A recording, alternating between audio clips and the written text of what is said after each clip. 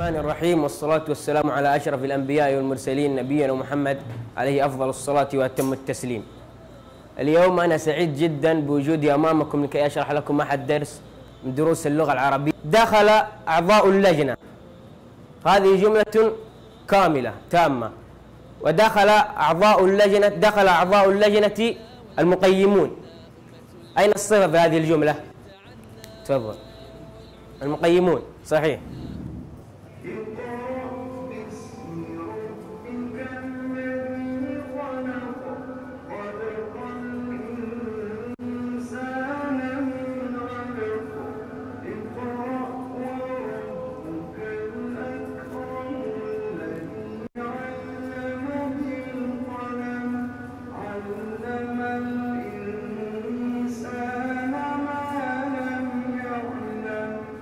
نعم، إنها اقرأ. فباقرأ نصلي ونسلم على خير البشر. اقرأ هي أول ما نزل على محمد صلى الله عليه وسلم من السماء. اقرأ يكون بها رقي الأمم. اقرأ يزهو بها الفكر. اقرأ. ماذا اقرأ؟ ما هي اقرأ؟ ما رأيك في اقرأ؟ اقرأ هي حياة قبل أن تكون كتابة. ماذا عن اقرأ؟ اقرأ باسم ربك الذي خلق. اقرأ يكون بها رفع الحسنات وتحط بها كثير من بسم الله، الحمد لله، والصلاة والسلام على رسول الله. سعيد جدا أكون اليوم مع أبناء الطلاب في هذه المسابقة الجميلة جدا، مسابقة على خطاكم، من إعداد الزميل الأستاذ بدر البلوي من ثانوية خالد بن الوليد تحت إشراف قائد المدرسة الأستاذ أحمد الدبيسي. هذا البرنامج حقيقة على خطاكم برنامج جميل جدا، يجعل الطالب يتعود على الحوار، يجعل الطالب يتعود على المناقشة وعلى الحوار بدلا من الطريقة التلقينية. يعني أنا شاهدت الآن بعض الطلاب ما شاء الله يتكلم ويناقش ويحاور، وهذا حقيقة الذي نريد حقيقة أن يكون الطلاب عليه، اللي هو عملية المحاورة والحوار، أن الطلاب يعتمدوا على الحوار والمناقشة. فشكرا للأستاذ بدر على هذا البرنامج المميز، شكرا لأخي الأستاذ أحمد الدبيسي على دعمه لهذا البرنامج المتميز، والشكر موصول لزملائي لجنة التحكيم من المكتب، وكل الشكر لأبناء الطلاب. بسم الله الرحمن الرحيم، والصلاة والسلام على أشرف الأنبياء والمرسلين، أما بعد. قال الله تعالى: وما خلقت الجن والإنس إلا ليعبدون. اليوم سأريكم مقطع وأريد رأيكم فيه. هذا يسمى: الحمد لله الذي أنزل على عبده الكتاب، أظهر الحق بالحق وأخزى الأحزاب، وأتم نوره وجعل كيد الكافرين في تباب. أما بعد، درسنا اليوم تصوير الحركة، أول درس في الفصل الأول الفصل الثاني. الآن لما نرمي القلم تعتبر هذه حركة، لما ندف الورق. طب من يجيب مثال؟ نجد الآن هذا هو الترتيب الصحيح. أولا أتى بالموضوع، ثم أعطى الحكم، ثم أعطى دليل أن يثبت الحكم الذي أصدره الكاتب. طب ما الفرق بين بناء النص وبناء البيت؟ ما النص الذي يبني بيتا؟ قال صلى الله عليه وسلم: من قرأ قل هو الله 11 مرات بنى الله له بيتا في الجنة. هي استخدام برامج أصلية. يجي واحد يقول لك أنا بدل ما أشتري أحمل برنامج مهكر أو معدل عليه بحيث أنه أنا أحمله مجانا. للأسف يا شباب أغلب المستخدمين للأجهزة يتبع هذه الطريقة، أنه يحمل جهاز غير أصلي. وللأسف أنه أغلب الأجهزة الغير أصلية هذه أو المهكرة تكون مرفقة بالفيروسات. من فريق الأستاذ وليد الصاعدي، وأنا اليوم سأشرح درسا في الإنجليزية، وأتمنى أن تستفيدوا من الدرس وأن تفهموه جيدا، وأتمنى أيضا أن أنال على إعجابكم. So we will say an example. Mu'taz is the tallest boy in this room, but we don't have Mu'taz here. Okay. What about long adjectives? Long adjectives also we will say expensive. We will say the expensivest. No. What will we say? اللهم علمنا ما ينفعنا وانفعنا بما علمتنا وزدنا علما. اليوم إن شاء الله بنتكلم على درس مبدأ العد الأساسي والاحتمال.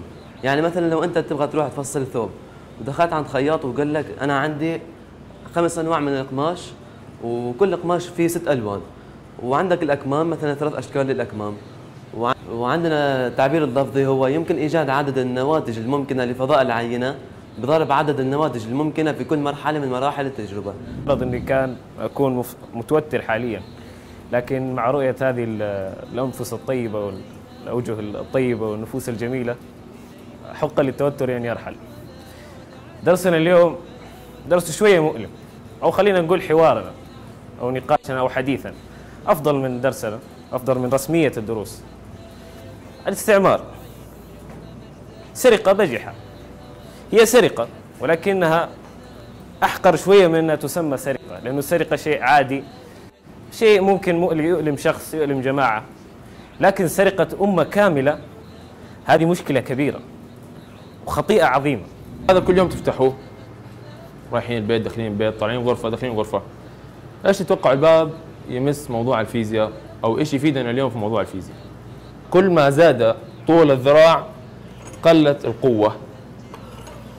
عندنا هذا نابض يقيس القوة، وعندنا لوح خشبي يمثل العزم، ونشكر لجنة التحكيم على حضورها، شكرا لكم. ووقفنا هنا وسنقف أيضا وسيقف آخرون بعدنا كما وقف من كان قبلنا، كل ذلك من أجل نسير على خطاكم. شكرا لكم، السلام عليكم ورحمة الله وبركاته. بسم الله الرحمن الرحيم.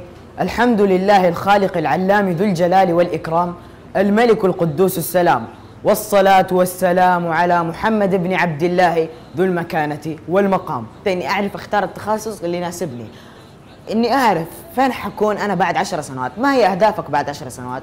أنا بعد 10 سنوات إيش حكون أنجزت للمجتمع؟ هل يكون لي أثر كبير في المجتمع؟ فأنا أكون عندي خبرة في المحاسبة، إني أحتاج الأيقونة الفلانية، أحتاج الطريقة الفلانية في الحساب.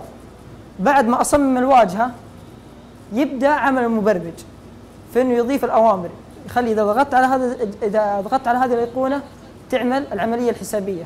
ولكن الأيقونات رسمها وترتيبها وإعطاء مهمتها كلها للمصمم.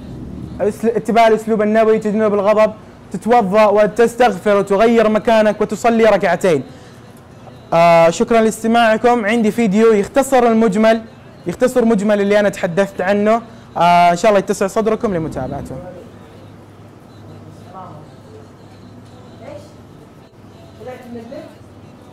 كم مرة قلت لك ما تطلعي؟ ثاني مرة تسويها. بلاش الأعذار، أقول لك اسمع أنت طالب. هدي أيوة طالق. ما يجوز كذا، ما يجوز. سلام يا حبيبي، هذا الطلاق مو كذا، الطلاق مو كذا. شهدت بوحدانيته، الحمد لله الذي شهدت بوحدانيته آياته الباهرة، ودلت على كرمه وجوده نعمه الباطنة والظاهرة. الحمد لله الذي سبحت بحمده الأفلاك الدائرة، ودلت على كرم جوده. الحمد لله الذي سبحت بحمده الأفلاك الدائرة، والرياح السائرة والسحب الماطرة. هو الأول فله الخلق والأمر، وهو على خطاكم الذي يتصور أن يكون هدفه الأول والأخير أن يتعود الطالب على الحوار ويقف أمام الجمهور بلا رهبة، لأن مستقبله الجامعي يتطلب منه ذلك. والسلام عليكم ورحمة الله وبركاته. على البرنامج الرائع حقيقة، يعني الذي لا يوجد له مثيل في القطاعات الأخرى، هو برنامج على خطاكم، وهو الذي يبتكر للطلاب معاني النمو المهني وكذلك الفكري نحو المستقبل المشرق إن شاء الله، وكذلك هو إنتاج جيل قادر على الابتكار وجيل قادر على محادثة الجمهور والوقوف أمامه. سعدنا كثيرا بالمشاركة فيه ومشاهدة أبرز مشاركات أبنائنا الطلاب، ونحن على يقين إن شاء الله تعالى أن مثل هذه البرامج ستخرج لنا طلاب قادرين على الحوار، قادرين على التعبير عن آرائهم بجرأة ووضوح، وكذلك تقدير آراء الآخرين. اليوم بالمشاركة في برنامج على خطاكم، فهي مبادرة رائعة وخطوة مباركة نحو تنمية مهارات الطلاب وصقل مواهبهم، وخطوة جميلة جدا نحو الابتكار بسم الله والصلاة والسلام على أشرف الأنبياء والمرسلين، وبعد. أنا سعيد جدا بمشاركة أبناء الطلاب في هذا البرنامج الرائع، برنامج على خطاكم، الذي استنطق مواهب الطلاب في الحوار وتقبل الرأي الآخر. وأشكر إدارة المدرسة ممثلة بقائد المدرسة الأستاذ أحمد الدبيسي، والمسؤول عن البرنامج الأستاذ المتألق المبدع الأستاذ بدر البلوي. وأشكر أبناء الطلاب على هذا المجهود وهذا المستوى الرائع الذي ظهروا به في هذه المسابقة.